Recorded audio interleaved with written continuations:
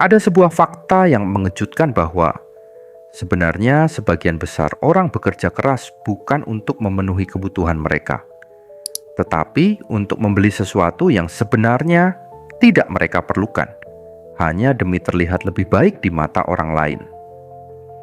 Dalam dunia yang terus-menerus mendorong kita untuk membeli lebih banyak, memiliki lebih banyak, dan menghabiskan lebih banyak, filosofi kuno Stoikisme memberikan kita cara pandang yang sangat relevan dan menyejukkan. Coba kita bayangkan ini.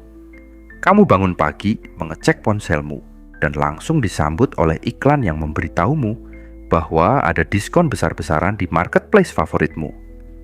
Kemudian, di media sosial, kamu melihat temanmu baru saja membeli gadget terbaru atau liburan ke tempat yang mewah. Secara tidak sadar, kamu mulai merasa kurang. Hidupmu terasa tidak cukup baik. Kamu berpikir, kalau saja aku punya itu, aku pasti lebih bahagia. Namun, apakah benar kebahagiaan bisa dibeli? Dalam Stoikisme, jawaban tegasnya adalah tidak. Filsuf Stoik seperti Seneca, Epictetus, dan Marcus Aurelius percaya bahwa kebahagiaan sejati tidak pernah berasal dari apa yang kita miliki, tetapi dari bagaimana kita memandang hidup. Mereka mengajarkan bahwa hidup yang baik adalah hidup yang sederhana, di mana kita bisa mengendalikan keinginan kita dan merasa cukup dengan apa yang sudah kita miliki. Stoikisme memiliki satu prinsip mendasar yang sangat relevan dengan keuangan kita hari ini: premeditatio malorum, atau membayangkan yang terburuk. Dalam konteks finansial, ini berarti membayangkan apa yang akan terjadi jika kamu kehilangan semua yang kamu miliki.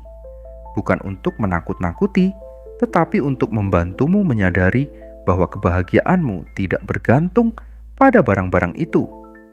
Jika kamu merasa cukup tanpa gadget terbaru, mobil mewah, atau liburan eksotis, kamu tidak akan menjadi budak keinginanmu sendiri. Coba kita lihat dari sisi keuangan pribadi. Saat ini, banyak orang hidup dari gaji ke gaji. Ketika gaji masuk, mereka langsung mengalokasikannya untuk hal-hal yang membuat mereka merasa naik kelas.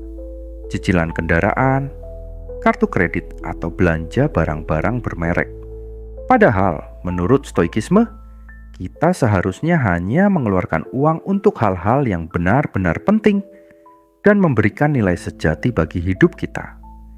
Filosofi ini mengajarkan bahwa kontrol terhadap pengeluaran adalah kontrol terhadap kebebasanmu.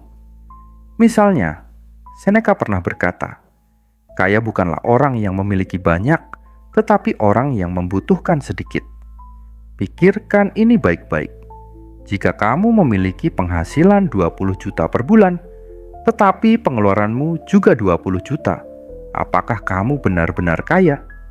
Sebaliknya, jika kamu hanya membutuhkan 10 juta untuk hidup nyaman, dan sisanya bisa kamu tabung atau investasikan, maka kamu memiliki kebebasan finansial yang lebih besar.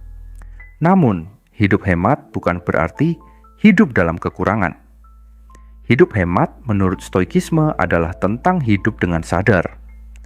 Ketika kamu memutuskan untuk tidak membeli sesuatu, itu bukan karena kamu tidak mampu, tetapi karena kamu tahu bahwa barang itu tidak akan benar-benar meningkatkan kualitas hidupmu. Kamu memahami bahwa kebahagiaanmu tidak tergantung pada barang tersebut. Contoh praktisnya, coba pikirkan tentang kopi yang biasa kamu beli di kafe setiap pagi. Apakah kopi itu benar-benar penting, atau kamu hanya membelinya karena sudah menjadi kebiasaan atau ingin terlihat modern? Jika kamu membuat kopi sendiri di rumah, kamu mungkin bisa menghemat ratusan ribu rupiah setiap bulan. Dan uang itu bisa digunakan untuk sesuatu yang lebih berarti, seperti menabung untuk masa depan atau membantu orang yang membutuhkan. Marcus Aurelius, seorang kaisar Romawi yang juga seorang Stoik, pernah menulis dalam jurnalnya, "Hidupmu adalah apa yang kamu pikirkan tentangnya." Jika kamu terus-menerus berpikir bahwa hidupmu kurang karena kamu tidak memiliki barang tertentu, maka kamu akan terus merasa kurang. Tetapi, jika kamu bisa melihat bahwa hidupmu cukup dengan apa yang kamu miliki sekarang, maka kamu akan merasakan kebahagiaan sejati. Kita sering lupa bahwa banyak keinginan kita sebenarnya adalah hasil dari tekanan sosial. Kita ingin barang tertentu bukan karena kita benar-benar membutuhkannya, tetapi karena kita melihat orang lain memilikinya. Media sosial memperburuk ini dengan membuat kita terus membandingkan hidup kita dengan orang lain. Tetapi, stoikisme mengajarkan untuk fokus pada diri kita sendiri, bukan pada apa yang orang lain miliki. Jika kamu merasa kesulitan untuk mulai hidup hemat, ada beberapa langkah sederhana yang bisa kamu ambil. Pertama, cobalah untuk membuat daftar prioritas keuangan. Tanyakan pada dirimu sendiri, apa yang benar-benar penting? Apa yang benar-benar memberikan kebahagiaan dan nilai dalam hidupmu? Kedua, praktikkan rasa syukur setiap hari. Mulailah dengan hal-hal kecil, seperti makanan yang kamu makan, tempat tinggalmu, atau bahkan udara yang kamu hirup. Ketika kamu fokus pada hal-hal yang sudah kamu miliki, kamu akan merasa lebih puas dan tidak terlalu tergoda untuk mencari kebahagiaan di luar dirimu. Ketiga, kurangi paparan terhadap iklan dan media sosial. Semakin sedikit kamu melihat apa yang dimiliki orang lain, semakin kecil keinginanmu untuk memiliki hal yang sama. Ingat, hidup sederhana bukan tentang apa yang kamu miliki, tetapi tentang bagaimana kamu hidup. Di era konsumerisme seperti sekarang, hidup hemat adalah bentuk pemberontakan.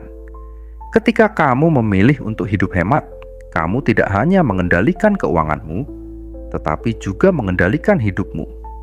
Kamu tidak lagi menjadi budak dari keinginan yang tidak pernah puas. Sebaliknya, kamu menjadi tuan atas dirimu sendiri. Pada akhirnya, stoikisme mengajarkan bahwa hidup hemat bukan hanya tentang uang, tetapi tentang menemukan kebebasan dan kebahagiaan sejati.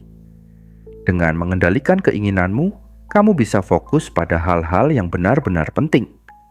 Hubungan dengan orang-orang terdekatmu, kesehatanmu, dan kebahagiaan batinmu.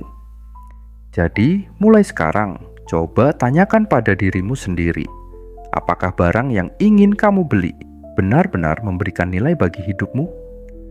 Apakah pengeluaranmu mencerminkan prioritasmu? Dan yang paling penting, apakah kamu hidup untuk dirimu sendiri atau untuk memenuhi ekspektasi orang lain? Jika kamu merasa terinspirasi oleh filosofi stoikisme ini, tuliskan di kolom komentar bagaimana kamu akan mulai menerapkan hidup hemat dalam kehidupanmu. Bagikan juga cerita atau pengalamanmu tentang bagaimana kamu mengelola keuangan. Jangan lupa untuk like, share, dan subscribe agar kita bisa terus belajar bersama.